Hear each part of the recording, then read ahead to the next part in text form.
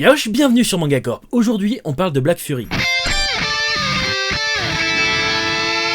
Black Fury, c'est le premier manga édité chez les éditions Mao. Enfin, je dis manga, mais comme vous pouvez le voir, l'édition est assez spéciale, mais on y reviendra. L'histoire commence à Nohua, capitale de Catharsis, lors d'une réception menée par Lord Bad. Alors effectivement, on nous lance direct dans le grand bain, on n'a aucune explication, on sait pas dans quel univers on a atterri, et c'est clair qu'au début, ça peut être déroutant. Ça donne un peu l'impression d'avoir loupé l'épisode pilote, qui était là pour nous expliquer un peu comment tout ça allait fonctionner, et finalement, on s'aperçoit rapidement que c'est l'auteur qui a tenté une approche plus audacieuse, on va dire, plutôt qu'une page qui nous dit on est en 3075 sur telle planète, bref vous voyez où je veux en venir. Après le point positif de cette approche c'est qu'on comprend directement l'immensité de l'univers dans lequel on nous embarque, on nous parle de royaume, on nous parle de princesse, on nous parle même de planète, bref on sent que l'univers est gigantesque et donc il y a énormément de choses à découvrir. Après pour ce qui est de mon avis concernant cette approche, je pense que c'était un peu trop risqué pour le public ciblé. En effet là on est sur des fans de manga et la plupart du temps ça va très rapidement, le rythme il est très rapide et surtout dès le premier chapitre on a tout compris ou presque. Même si en soi je trouve que c'est intéressant d'avoir une nouvelle méthode d'introduction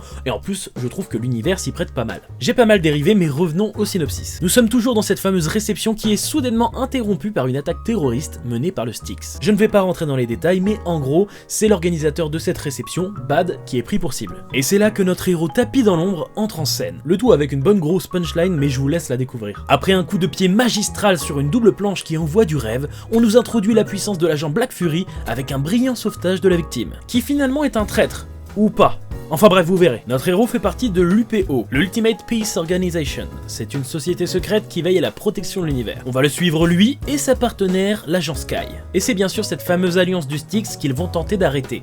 Ou pas. Oui, effectivement, je laisse beaucoup de suspense, mais ce titre est vraiment imprévisible, et c'est pas un défaut. Je vais m'arrêter là en ce qui concerne le synopsis. Oui, je sais, c'est court, mais vous verrez qu'il est compliqué de parler de ce titre, mais en gros, vous avez compris que vous allez suivre l'agent Black Fury, et cette fameuse organisation qui va tenter d'arrêter ou pas, bref. L'alliance du Styx, mais il y a un lien. Il y a plein de mystères autour de ces deux organisations qui, déjà on sait pas trop, vraiment, on sait à quoi elles servent, leur fonction entre guillemets, mais pourquoi elles ont été créées, par qui, comment. Il y a énormément de mystères dans ce manga.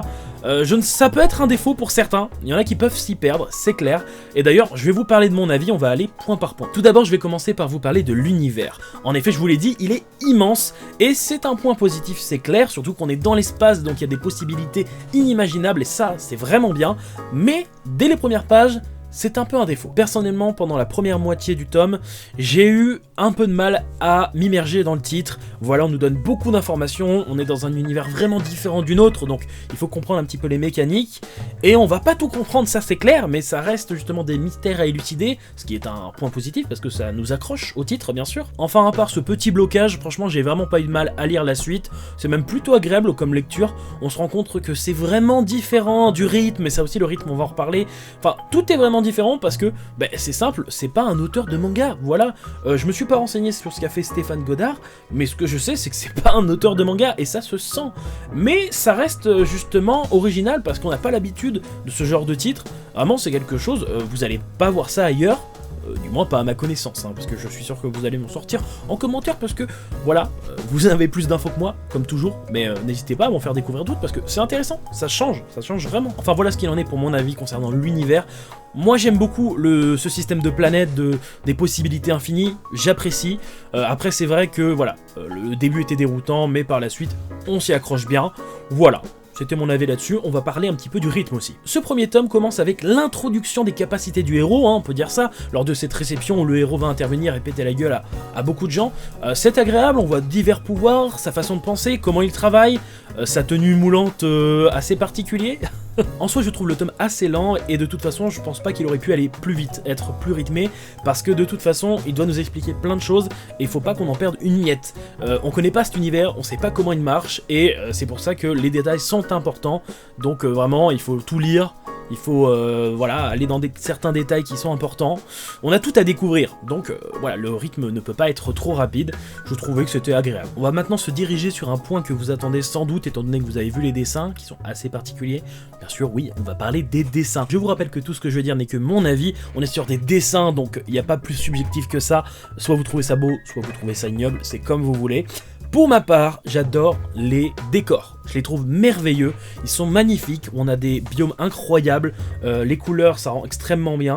là-dessus, j'ai trouvé ça merveilleux tout simplement. Autre point que j'ai adoré, ce sont les créatures, que ce soit les monstres, les lions, des choses comme ça. Vraiment tout ça était très bien fait, c'était voilà, ça rendait vraiment très bien dans les décors, etc. avec le style graphique. J'ai vraiment adoré. Aucun souci à se faire là-dessus non plus. Par contre, ce que je n'ai pas aimé, ce sont les humains. Par exemple, les visages que je trouve simples, limite fades en fait, j'ai du mal à ressentir les émotions des personnages à cause de ça. Et c'est vrai que c'est vraiment bizarre de voir que Stéphane Godard, il dessine aussi bien les paysages, les monstres, etc. Et même certaines planches qui sont incroyables, hein, même même avec des humains. Mais dans la généralité, je trouve pas ça fout du tout.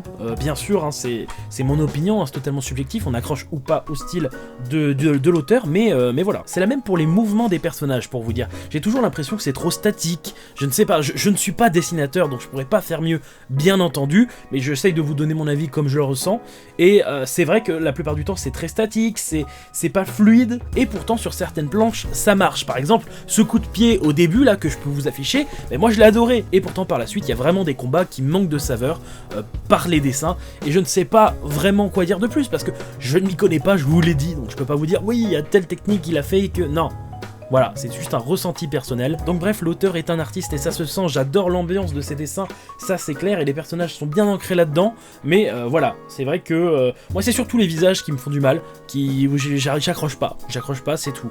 Voilà, bon, que ça soit sur la fluidité des mouvements, c'est une chose, mais les visages, voilà, manque de détails selon moi, bien sûr, mais en termes généraux, j'ai quand même apprécié les dessins et j'aime le fait que ça change de l'ordinaire. Maintenant, parlons un petit peu de Black Fury, le héros. Et d'ailleurs, pour commencer, je vais vous lire une phrase qui est à la fin du tome, dans les interviews, et ça vient de l'auteur, et je trouve ça vraiment très intéressant. J'ai toujours eu en tête de créer un super-héros, avec une philosophie de samouraï, au code d'honneur fort, sans armes, évoluant dans un univers futuriste. Je crois que j'ai toujours préféré les samouraïs ou les indiens aux cow-boys. Black Fury incarne ce super-héros d'un nouveau genre, hors catégorie, fusion entre l'esprit du samouraï et la nanotechnologie la plus avancée. Guerrier ultra puissant et rodé aux techniques de combat les plus pointues et étranges. Voilà, vous savez tout du héros en fait. Je trouve ça vraiment intéressant ces interviews parce qu'il y a plein de mystères qui entourent tout l'univers et tous les personnages, et c'est vrai qu'ils prennent pas le temps de nous prendre par la main pour nous dire voilà tel personnage il sait faire ça parce qu'il a vécu ça, ces technologies ça se passe comme ça. Non, on est censé découvrir par nous-mêmes ou juste deviner ou mettre des suppositions, c'est comme ça. Et ça c'est intéressant d'avoir ces interviews qui vont nous dire voilà c'est de la nanotechnologie, ça marche comme ça, etc. C'est intéressant.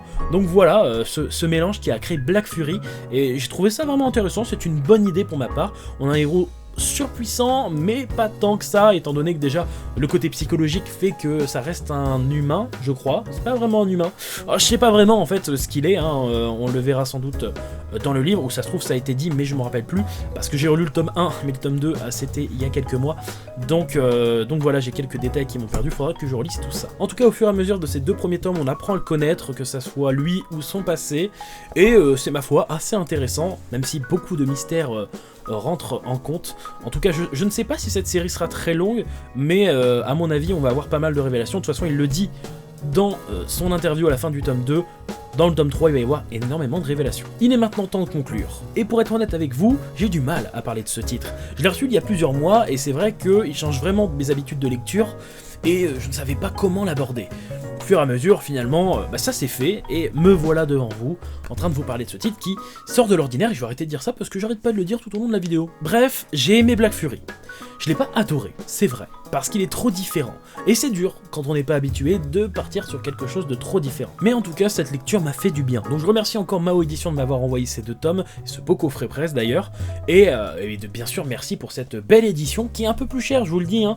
Si vous êtes intéressé, c'est presque 14 €. On est normal, hein, on a de la couleur, c'est de la qualité, vraiment c'est une très belle édition. Et donc il y a 2 tomes actuellement, et il va se passer beaucoup de choses, donc vraiment vous allez en avoir pour votre argent, du moins je trouve. Je ne regrette pas en tout cas d'avoir lu ces 2 tomes, et j'espère que ça vous plaira. Si vous avez déjà lu le titre ou pas, n'hésitez pas à mettre votre avis en commentaire pour vous dire voilà ça me fait envie, voilà pas du tout, mais dites-moi pourquoi, hein, ça peut être intéressant d'en débattre, ou juste de connaître votre avis. En tout cas voilà, c'était une découverte du mois qui sortait un petit peu du lot, mais de temps en temps ça fait du bien. En tout cas on se voit bientôt pour une prochaine vidéo sur Mangacor. Yosh.